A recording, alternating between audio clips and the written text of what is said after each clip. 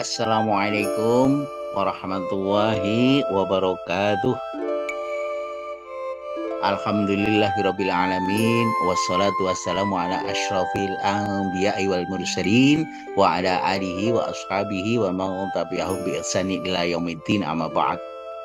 Para pemirsa yang dirahmati Allah, pertama marilah kita panjatkan puja puji syukur kehadirat Allah Subhanahu wa taala yang telah melimpahkan rahmat dan nikmatnya kepada kita sekalian. Salawat serta salam semoga tercurah kepada junjungan kita Nabi akhir zaman Nabi Muhammad sallallahu alaihi wasallam beserta para keluarganya, para sahabat ya dan umatnya, dan mudah-mudahan kita semua termasuk umatnya yang senantiasa istiqomah menjalankan ajarannya. Amin ya rabbal alamin.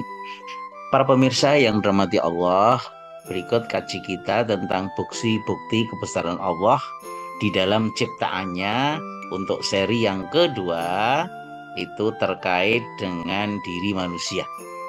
Nah, jadi berikut ini akan dijelaskan tentang bukti-bukti kebesaran Allah di dalam ciptaannya untuk bagian yang kedua atau seri yang kedua, yaitu di dalam diri kita, di dalam diri manusia.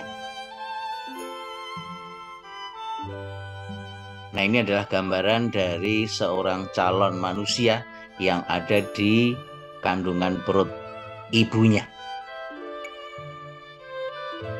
Allah berfirman dalam surat Fussilat ayat yang ke-53, A'udzubillahi minasyaitonirrajim.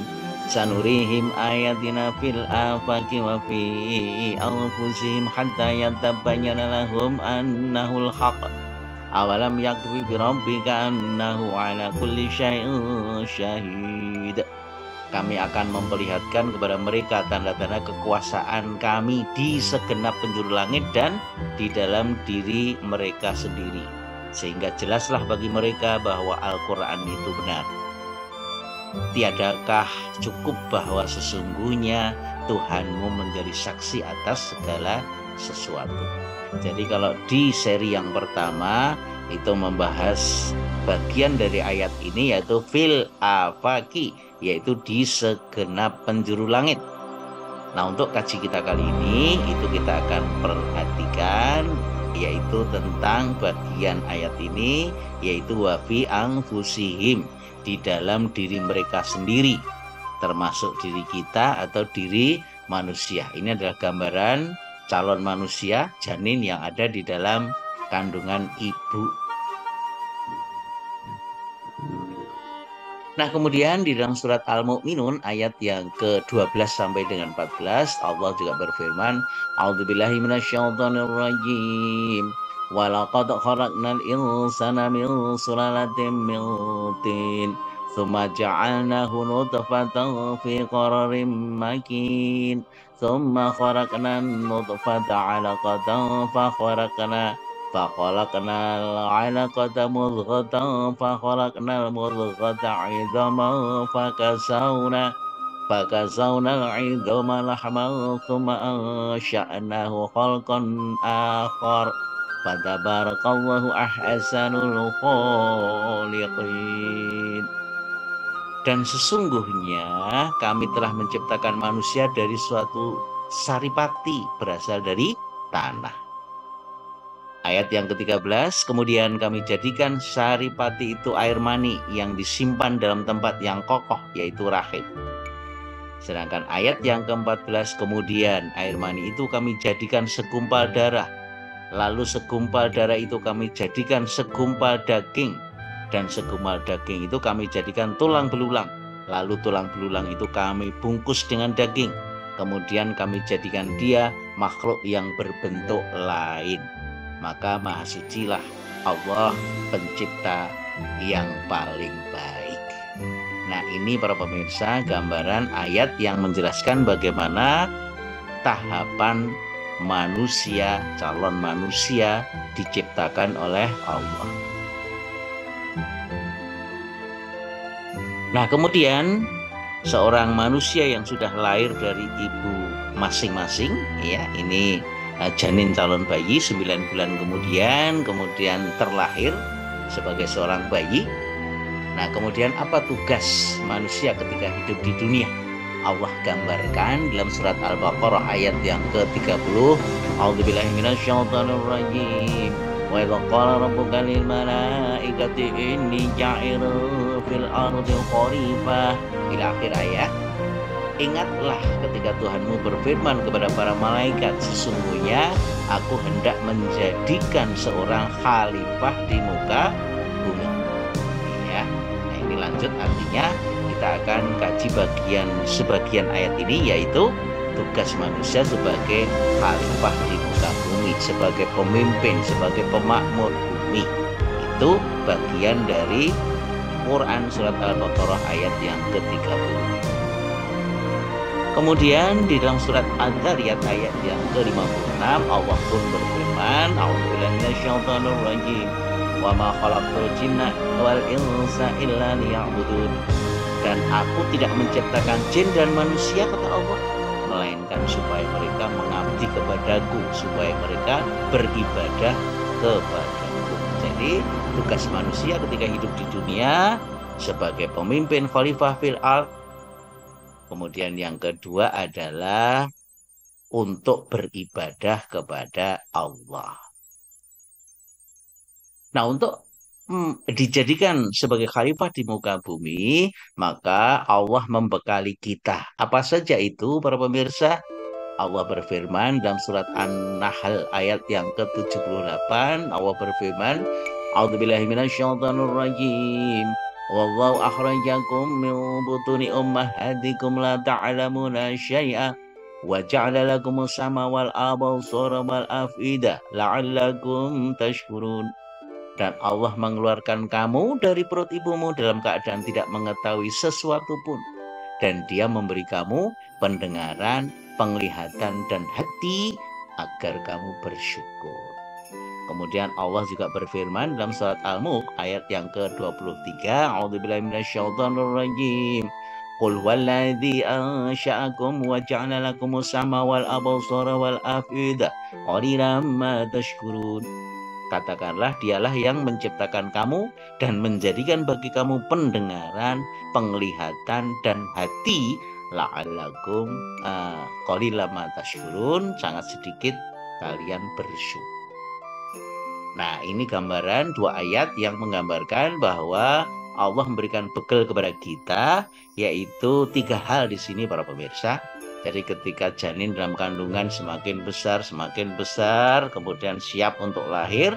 Ketika lahir, Allah berikan bekal, yaitu untuk menjadi khalifah fil ardh. Yang pertama adalah pendengaran, yang kedua penglihatan, dan hati. Nah, sekarang pendengaran, para pemirsa, yang pertama ini gambaran dari telinga kita. Bagian luar itu mengumpulkan gelombang suara. Kemudian bagian tengah terjadi getaran pada gendang telinga.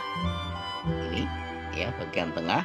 Nah, sedangkan bagian dalam sepanjang jalur rumah siput terdiri dari 20.000 sel-sel rambut yang mengubah getaran suara menjadi getaran-getaran saraf yang akan dikirim ke otak kita. Di otak inilah getaran tersebut diinterpretasikan sebagai makna suatu bunyi. Nah, ini adalah gambaran dari daun telinga seorang bayi. Ya, ini tergambar seperti lafaz Allah. Nah, inilah Allah yang menciptakan. Nah, kemudian batas frekuensi yang bisa didengar oleh telinga manusia, para pemirsa, yaitu antara 20 sampai 20.000 Hz. Nah, itu adalah karunia Allah yang pertama, telinga. Kemudian yang kedua adalah penglihatan. Ya, alatnya, organnya namanya mata, yaitu mata kita. Nah, ini adalah gambaran mata kita. Nah, ini adalah bagian dalam dari mata kita. Nah, mata kita itu alat optik yang sangat canggih yang Allah karuniakan kepada kita semua. Karena mata kita itu memungkinkan untuk membedakan lebih dari 10 juta warna. Jadi para pemirsa bisa bayangkan ya, TV-TV yang paling modern pun itu masih di bawah dengan resolusi mata kita, yaitu 10 juta warna. Luar biasa, para pemirsa. Nah, kemudian yang ketiga, para pemirsa, yaitu hati. Ya. Rasulullah SAW bersabda, ingatlah bahwa dalam tubuh manusia itu ada segumpal daging. Bila ia baik, akan baiklah seluruh tubuh. Akan tetapi bila ia rusak, akan rusak pula tubuh itu seluruhnya. Segumpal daging itu bernama hati. Nah, hati di sini pengertiannya bukan hati hepar, para pemirsa ya. Hati itu adalah hertz, ya, terkait dengan perasaan kita. Ya, organnya jantung. Nah, kalau kita cermati jantung kita, para pemirsa, itu senantiasa berdenyut 70 kali per menit atau 4.200 kali per jam atau 100.800 kali per hari atau 36.792.000 kali per tahun. Jadi kalau usia seseorang itu 50 tahun, berarti para pemirsa, jantung kita ini senantiasa berdenyut, tidak pernah berhenti. Ya, jumlah denyutannya adalah 36 juta lebih kali 50 tahun. Bisa dibayangkan ya. Nah, begitu sempurnanya, nggak pernah berhenti, selalu memompa darah. Nah, darah yang dipompa ini itu sebanyak 2.200 galon per hari atau 8.030.000 galon per tahun. Jadi kalau usia seseorang itu 60 tahun, berarti sudah memompa darah sebanyak 481.800.000 galon.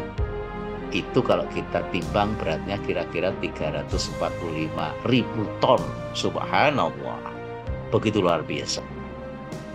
Melalui pembuluh darah yang apabila ujung-ujung pembuluh darah itu disambungkan dari ujung telapak kaki kita sampai dengan otak kita, itu panjangnya mencapai 100.000 kilometer. Luar biasa para jamaah, ya para pemirsa. Nah, kemudian di samping 4 bagian yang Allah karuniakan untuk menjadi khalifah fil ard ini, maka Allah juga karuniakan otak.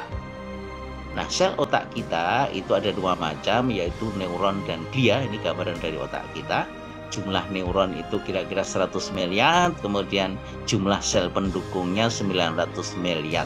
Jadi jumlah sel otak manusia itu rata-rata kira-kira sebesar 1 triliun. Nah, kemudian tiap neuron itu membentuk jaringan satu sama lain sebanyak kira-kira 20.000 cabang. Bisa dibayangkan betapa rumit jaringan otak kita yang Allah karuniakan untuk berpikir. Nah, itu adalah bagian dari karunia Allah untuk menjadi khalifah fil ard.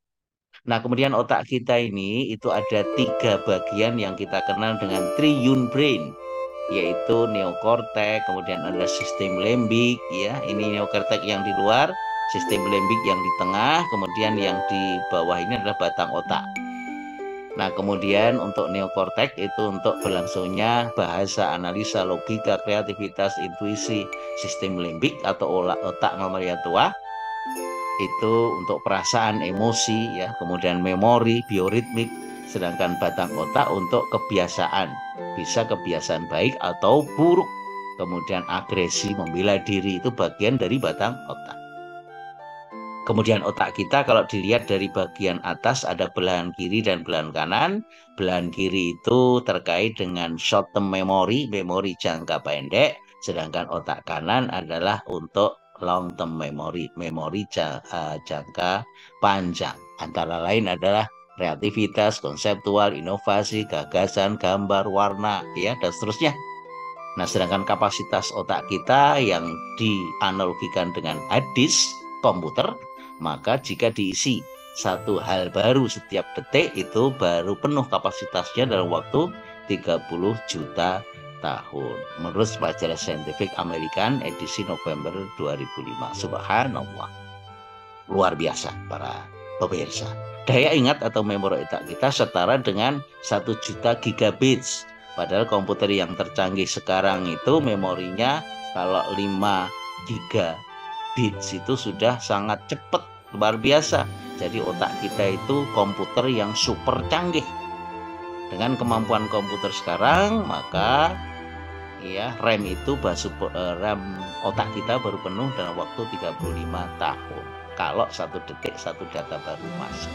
Itulah karunia Allah yang sangat luar biasa yang Allah berikan kepada kita untuk bekal sebagai khalifah fil ardh.